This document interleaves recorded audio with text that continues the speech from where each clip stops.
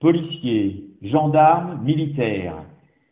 Il est de toute importance, de toute urgence pour le pays, pour ses habitants, et donc aussi pour vous et vos familles, mais également pour le monde entier, que la concorde revienne au plus vite entre nous tous.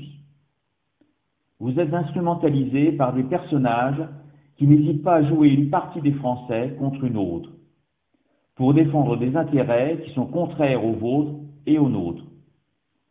Diviser ainsi son peuple est une forfaiture eu égard au rôle du président de la République qui se veut être le garant de la cohésion sociale, cohésion que le président actuel avait pourtant affirmé être sa priorité. À défaut, nous sommes en présence d'un climat délétère, pré-insurrectionnel, pouvant conduire à la guerre civile. D'où notre appel aux forces de l'ordre à rester dans leur rôle initial et noble de protection de la population. Nous vous demandons de ne plus vous compromettre en collaborant avec toute personne, vous donnant des ordres porteurs de division, de haine et de violence et contraires aux intérêts de la France et des Français. Le ministre de l'Intérieur a menti au sujet de l'hôpital parisien, comme pour la dame grièvement blessée à Nice. Le président nous cache la vérité sur Notre-Dame de Paris.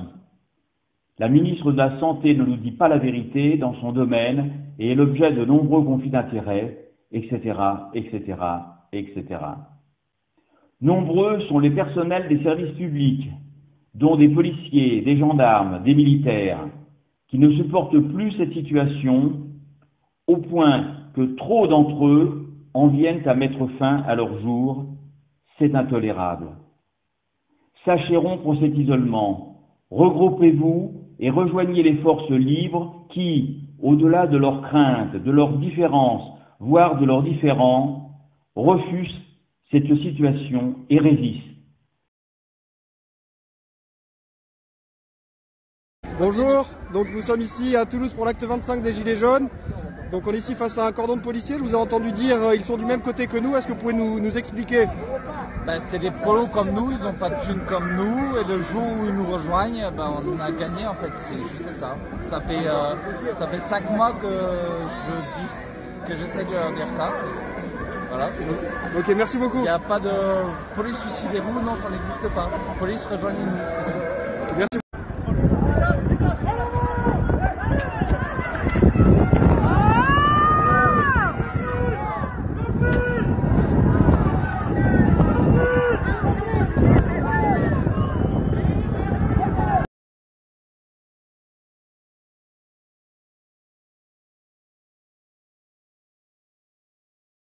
On était tout en haut de l'avenue des Champs-Élysées et sur les coups de 14 heures, des casseurs ont commencé à vandaliser un commerce en face de nous, de l'autre côté de l'avenue. On commence à mettre le feu, etc. Donc les policiers ont commencé à charger pour laisser passer les pompiers justement. Et là, c'est le dernier souvenir que j'ai parce qu'après je m'effondre totalement. Apparemment je me suis pris, on pense une grenade dans la tête. Il y a encore beaucoup de douleur au niveau de l'œil. D'ailleurs on va faire une prochaine opération pour retirer l'œil parce qu'on ne peut pas le laisser comme ça. Quand on reprend la scène, les casseurs sont à droite, je suis à gauche. Faut m'expliquer pourquoi le policier a tiré par là en fait. Il faut arrêter de blesser son peuple. C'est juste aberrant. On est en France, une des plus vieilles démocraties de notre monde, une des plus belles démocraties de notre monde. C'est aberrant de voir ça, quoi. On a l'habitude de voir ça dans des pays qu'on se permet de juger en plus. Et là, ça se passe en France, c'est juste pas possible. J'ai eu du mal à 20 ans à reconnaître mon pays. C'est pas ce qu'on m'a appris, c'est pas les valeurs qu'on m'a enseignées à l'école. Non, c'est pas ça. J'ai parlé de unir il y a quelques jours, mais vous l'avez dit vous-même.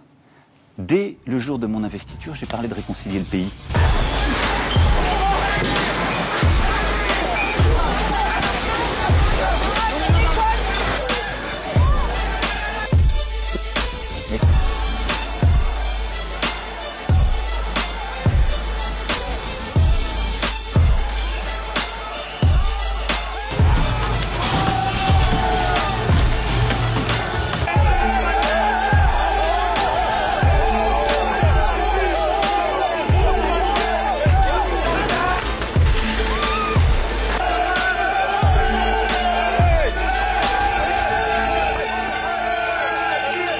l'objectif reste de réconcilier et d'unir le pays,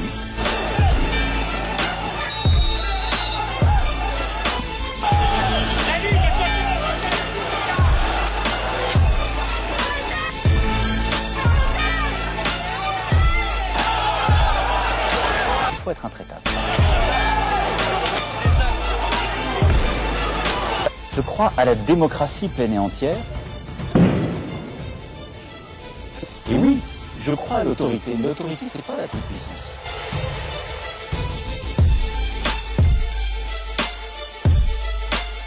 Je crois à la force de nos institutions. Monsieur le ministre, il a eu dans le bail là-bas, t'as vu? Vous me parlez d'une colère aujourd'hui, mais la colère de qui?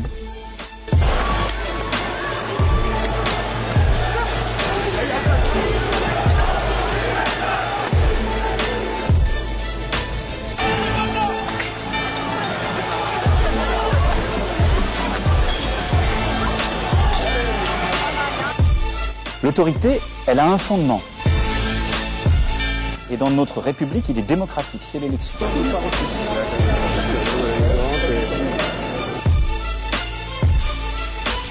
Non, j'ai pas d'amis. Non, j'ai pas d'amis. Il est le président des très riches.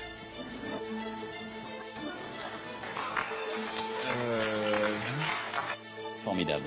Et le mécontentement des cheminots a peu à voir avec le mal-être profondément légitime qui est à l'hôpital et qui dure depuis des années.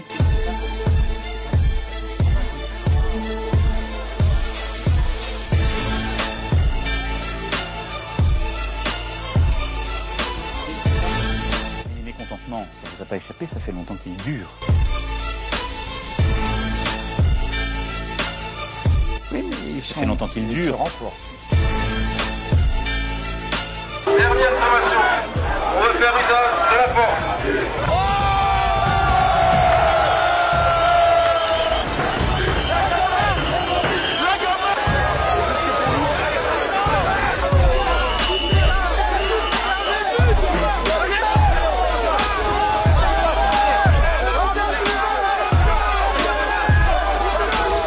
Ce mécontentement, il n'est pas lié à une décision quelle qu'elle soit du gouvernement.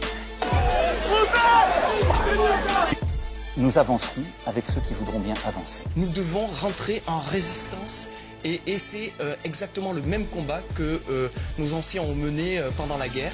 Oui, parce qu'il y a des gens qui n'aiment plus l'ordre républicain. Moi, je considère qu'il est juste et qu'il protège nos concitoyens les plus modestes. 30% des parlementaires, 577 députés, 348 sénateurs ont eu affaire avec la justice ou le fisc. Oui, parce que c'est pas de la fraude fiscale, ça s'appelle de l'optimisation. Oui, mais...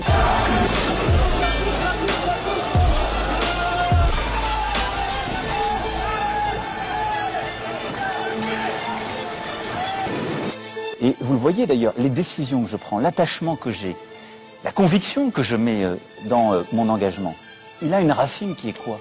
Votre action en France raconte une toute autre histoire. Une histoire qui met à mal la devise de votre pays, liberté, égalité, fraternité.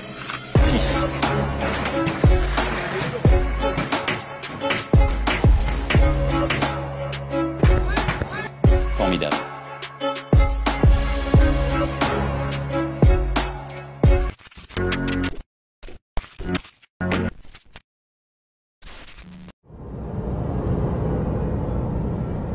Macron da giovane sviluppa un'ambizione sfrenata, una necessità, una dipendenza di ammirazione degli altri per coprire un interiore, un inconscio senso di inferiorità.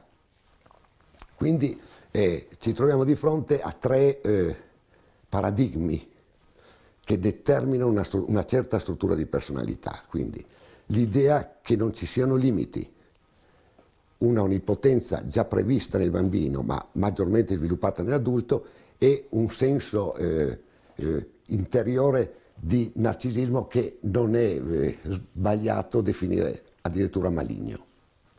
Ora, questi tre paradigmi strutturano cosa?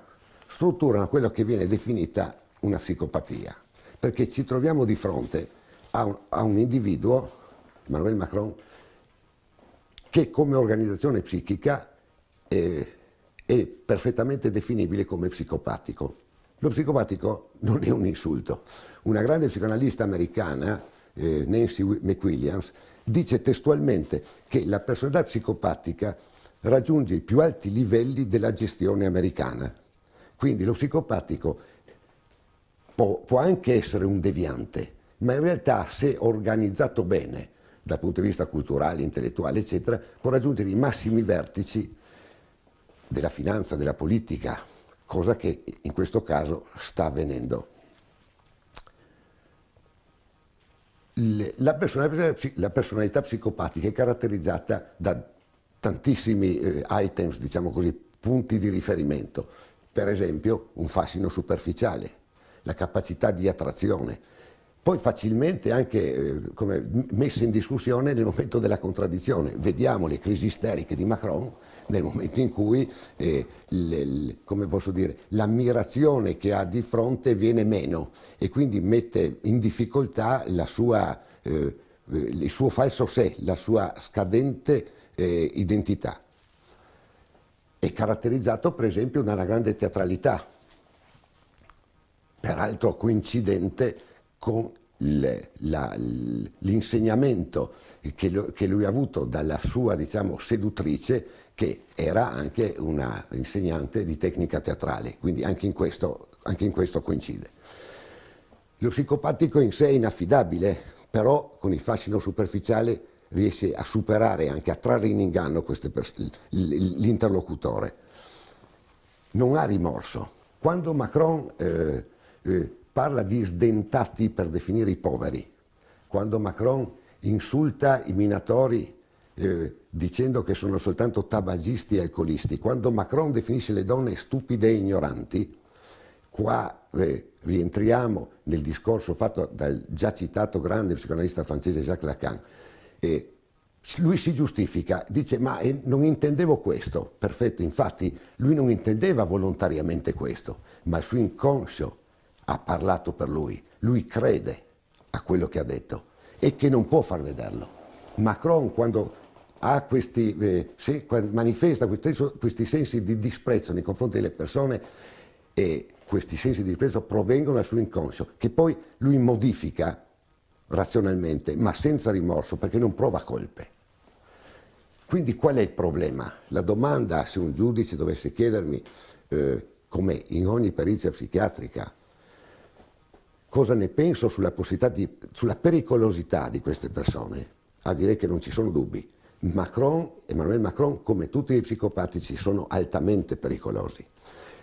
Un intenditore, una persona, un intellettuale che si è occupato anche di questo diciamo così, disturbo ben integrato, e anche considerato notevolmente considerato nella nostra società, ha detto testualmente: i serial killer rovinano le famiglie, mentre gli psicopatici ai vertici dell'economia e della politica rovinano intere società. Perché è pericoloso Macron? Macron è pericoloso perché, come tutti gli psicopatici, ha una grandissima idea di sé. Macron non ama la Francia e non lotta per il popolo francese. Macron ama se stesso enormemente, ama enormemente se stesso, e lui combatte per mantenere la sua fragile identità. Come dire, la conflittualità nei confronti di Marine Le Pen non è una conflittualità di tipo, solo almeno per lui, di tipo politico, ma lui non può accettare che una donna, che la Marianne, che è la rappresentante della Francia, sia in antagonismo con lui. Lui ha bisogno, come attualmente, di una madre accudente.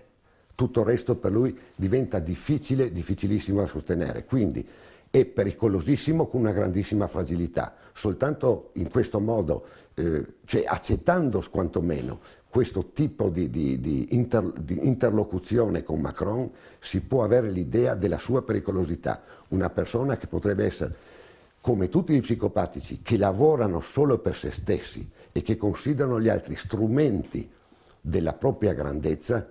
Solo in questo caso, valutando bene in questo caso, ci si può rendere conto di come in pericolo sia in questo momento un paese come la Francia di fronte a un candidato presidenziale di questo genere?